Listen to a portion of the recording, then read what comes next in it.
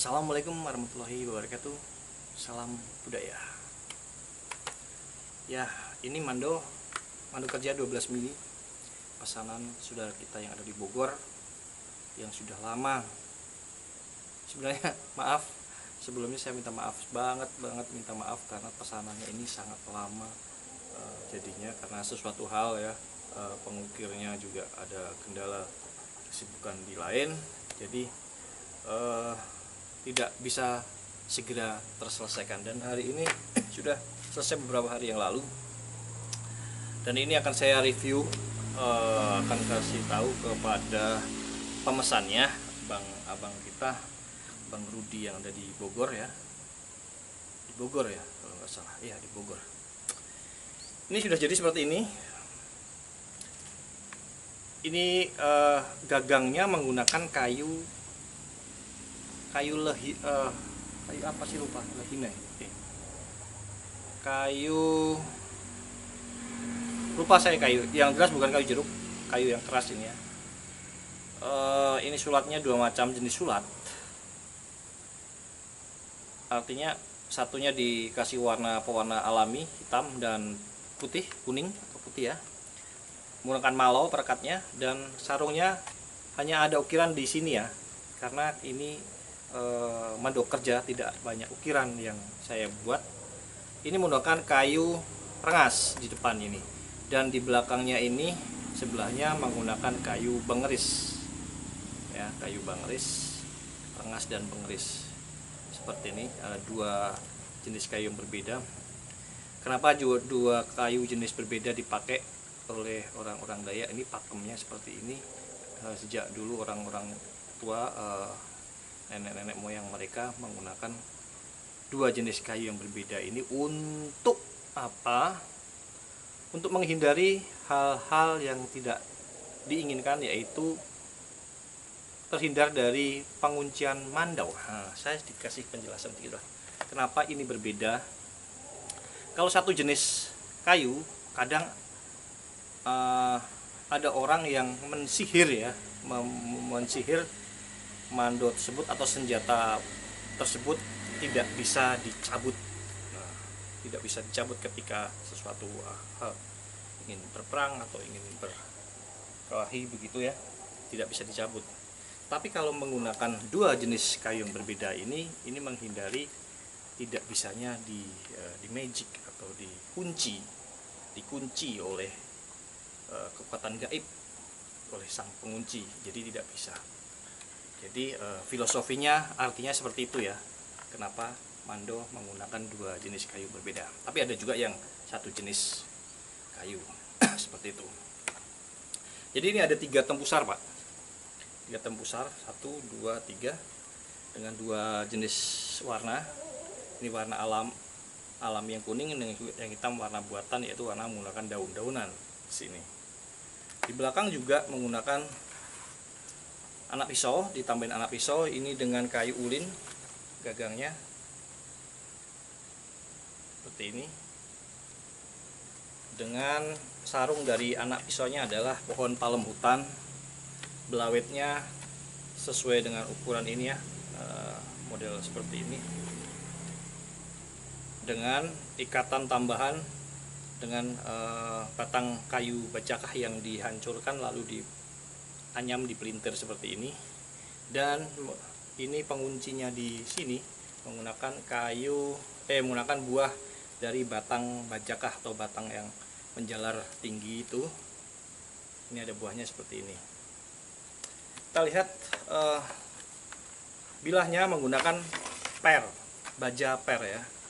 Nah, saudara kita yang di Bogor meminta mando kerja ini diberi, ini kemarin udah buat memotong-motong kayu, ada tindiknya, meminta beliau dikasih tindik kuningan seperti ini ya.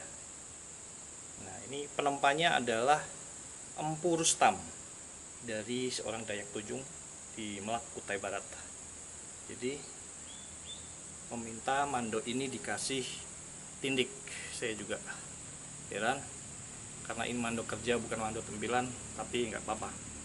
Ini ada ketebalannya sekian, 12 mili. sampai ke atas ya, agak mengecil sedikit. Ini kurang lebih beratnya 1,4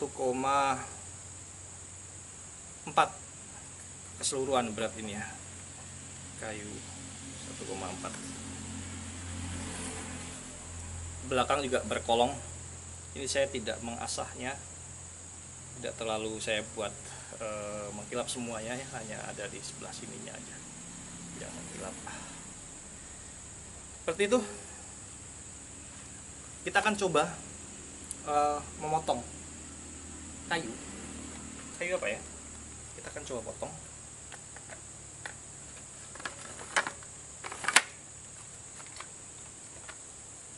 Nah, kalau dipakai seperti ini guys,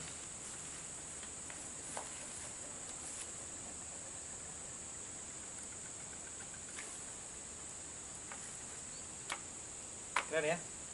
Kita akan potong kayu kering aja. Kita akan coba kayu ini ya, kita potong kayu ini, kayu kering.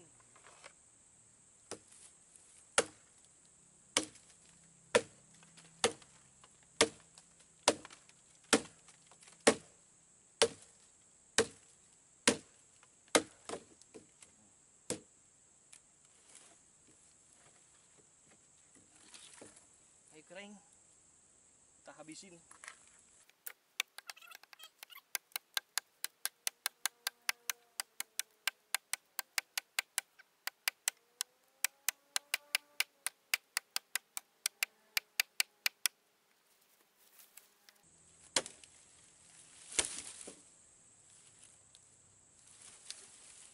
Oke.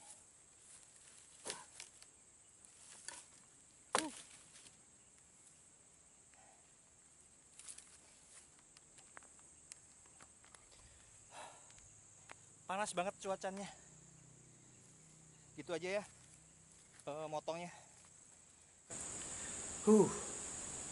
Seperti itu ya motongnya. Karena ini cuacanya sangat panas. Semuanya di Indonesia ini sinar mataharinya sangat menyengat. Perubahan iklim yang sangat terasa banget.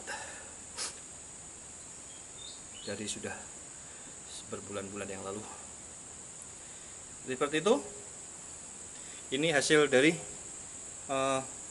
potongannya, tidak ada stripping.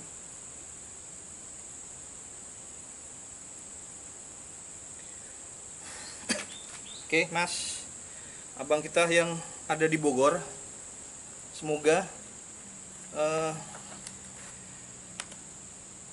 puas dengan karya Mando ini dari kami ya, yang ada di sini. Semoga bisa merawat dengan baik dan bisa menjadi koleksi abang kita, Bang Rudi yang di Bogor. Terima kasih Bang, sudah mau menunggu dengan sabar Mando ini walaupun lama ya.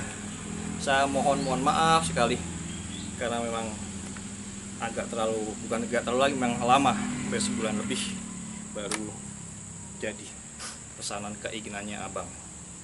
Sudah memberi apresiasi terhadap Mando ini, mando bikinan dari kami, saudara-saudara kita Dayak Tunjung yang ada di Kutai Barat.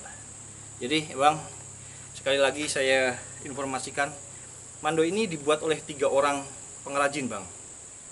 3 orang pengrajin di Kutai Barat ini, dan kesemuanya dari Dayak Tunjung. Yang pertama penempanya yang berbeda adalah penempanya ini besi bilah ini ditempa oleh seorang Empu Rustam di Melak Kutai Barat, di seorang Dayak Tunjung. Dan gagangnya, hulunya dibikin oleh Empu Tepisau di Kutai Barat juga, di Barong Tongkok. Dan berbeda juga dengan sarungnya. Sarungnya juga dibuat oleh seorang yang berbeda juga di Kutai Barat, seorang Dayak Tunjung juga, pengukir, pembuat Mando juga. Jadi tiga orang berbeda ini membuat satu Mando ini. Mulai dari gagangnya sendiri, sulapnya sendiri, sulat dan pembuat sarungnya ini satu orang, dan hulu dan anak pisau ini satu orang, dan bilahnya adalah satu orang, jadi 3 orang berbeda. Jadi seperti itu proses pembuatannya. Karena membuat mando itu jarang sekali orang pengrajin mando yang bisa membuat, satu orang bisa membuat semuanya ini. Kalaupun ada, mungkin tidak sempurna banget ya. Ada yang satu orang bisa menempa, satu orang bisa mengukir hulu, satu orang bisa membuat anyaman sulat ini, bisa membuat tempusar sendiri, bisa membuat sarung. Itu sangat luar biasa. Tapi sangat jarang ya. Kalau Empu Rustam itu dia spesialis pembuat bilah aja, spesialis pembuat bilah, penempa bilah aja. Jadi nanti dibuat lagi oleh pengrajin mando yang ahli membuat gagang. Tapi biasanya orang yang bisa mengukir, bisa membuat sarung, belum tentu dia bisa membuat sulatnya ini. Jadi mereka itu harus kerjasama dengan pengrajin lain untuk membuat sulatnya ini. Begitu juga membuat tempusarnya, membuat tali tempusar ini. Atau material benda-benda yang ada di sini pun tidak serta-merta mereka bisa mendapatkan sendiri di dalam hutan. Karena material semuanya ini harus diproses. Contoh, sarung dari anak sarung mata pisau ini tidak semua orang bisa meraut, membuat atau mencari pohon palem hutan ini untuk anak pisau, untuk sarung anak pisau. Karena ini sangat, kalau tidak biasa, tidak ahli, dia akan meraut, membuat penipisan ini bisa sobek, tidak bisa jadi. Jadi orang-orang biasanya pengrajin itu dia menyuruh orang khusus untuk mencari batang sarung anak pisau ini, orang tersendiri. Lalu belum tentu juga seorang pengrajin mando itu bisa membuat belawit, tali belawit ini. Belum tentu orang bisa. Mereka akan kehabisan waktu ya. Mereka akan kehabisan waktu kalau seandainya satu orang pengrajin mando itu dia bikin semuanya ini. Karena ini harus membeli sendiri ke pengrajin yang khusus membikin ini. Jadi semuanya terpisah-pisah ya.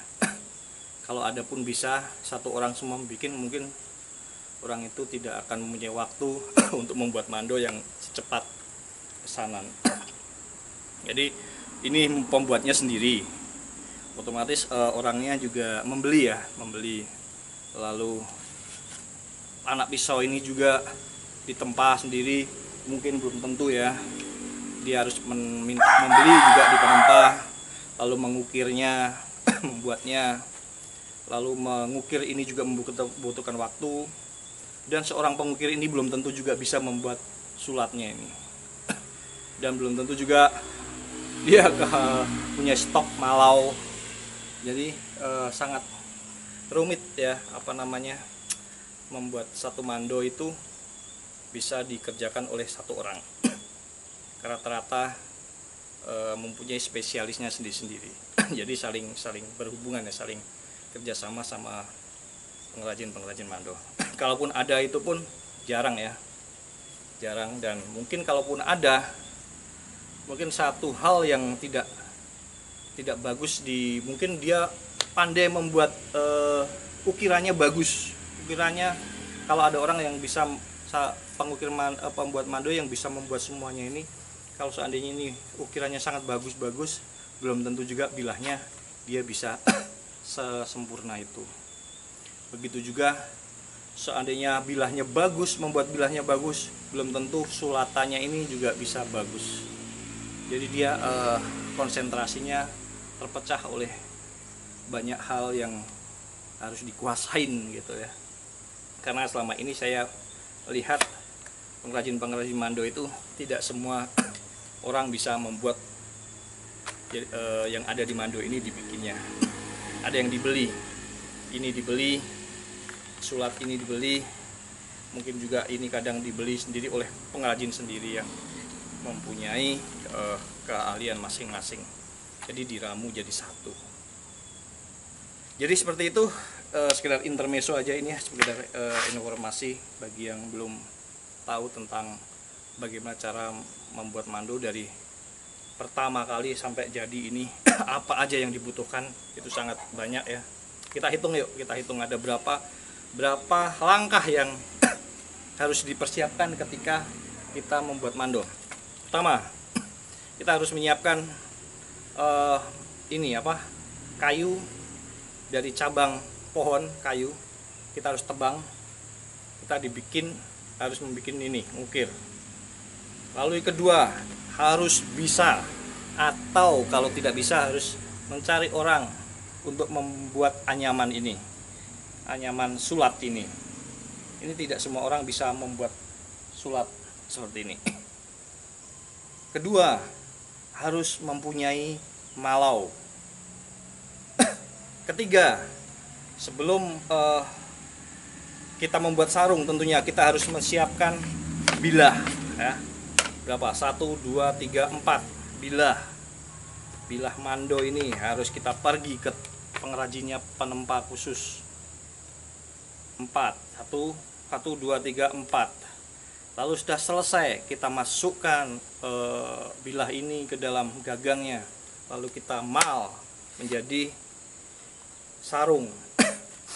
Ini berapa? Sudah 5. Kita harus persiapkan kayu. Kita harus mencari kayu, dimal, dibikin sedemikian rupa, dipaskan.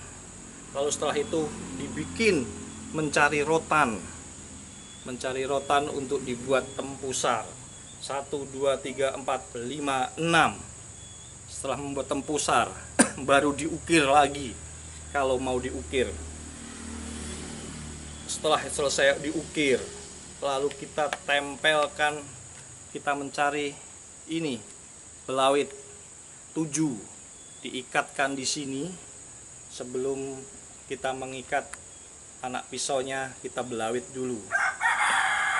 Nah, udah berapa ini? 7 ya. 1, 2, 3, 4, 5, 6 ya, 6 diikat belawit. Lalu kita harus mencari pelepah pohon palem hutan ini untuk tempat anak pisau 7. Dibikin seperti ini, diikat. Kalau nggak dapat, kita harus terpaksa juga beli ya. Kalau nggak dapat di hutan, kita beli pada orang yang mencarinya. Dibikin seperti ini. Lalu 8, kita persiapkan juga ini anak pisau, gagang anak pisau dengan pisaunya. Lalu harus persiapkan juga malo dan ring seperti ini. Jadi bumbu-bumbunya atau ubur rampenya itu banyak yang harus dipersiapkan. Setelah itu kita membuat tali ini. Kalau memang tidak ingin dari sintetis, kita harus membuat tali dari bajakah, batang bajakah yang kita hancurkan, lalu dikeringkan, lalu dipelintir seperti ini. Lalu kita harus mencari pengaitnya. Kalau nggak mau semuanya tetap dari bahan alami hutan. Setelah itu apalagi? Ya, berapa? 6, 7, 8, 9 proses kurang lebih. 9 proses. Setelah itu kita asah lagi, kita semprot lagi clear agar lebih awet dan mengkilap. Tapi ada juga yang tidak mau di clear. Jadi seperti itu prosesnya, sangat panjang, sangat rumit begitu ya. Jadi ya, mohon maaf, prosesnya itu sangat lama. Tapi kalau sudah kita orangnya sudah punya di rumah itu komplit semuanya ada di situ, ya cepat aja mungkin dibikinnya. Karena ada suatu hal orangnya kesibukan apa, harus mencari ini, cari itu begitu. Tapi ya alhamdulillah akhirnya mando ini sudah jadi dan akan saya kirim, akan saya informasikan ke abang dulu sebelum dikirim mando ini apakah jadi di maharin atau tidak. Tapi semoga aja masnya puas ya. Seperti itu informasinya. Oke, Seperti itu informasinya. Semoga informasi ini bisa membawa manfaat ya, bisa menambah referensi, menambah pengetahuan kita tentang mando-mando. Semoga mando ini bisa membawa manfaat yang baik buat saudara kita yang ada di Bogor. Terima kasih Bang, dan mohon maaf jika ada kekurangan dengan mando ini atau kesalahan atau karena lama ya. Kita mohon maaf. Dan terima kasih sudah memberi penghargaan terhadap mando ini. Assalamualaikum warahmatullahi wabarakatuh. Salam budaya.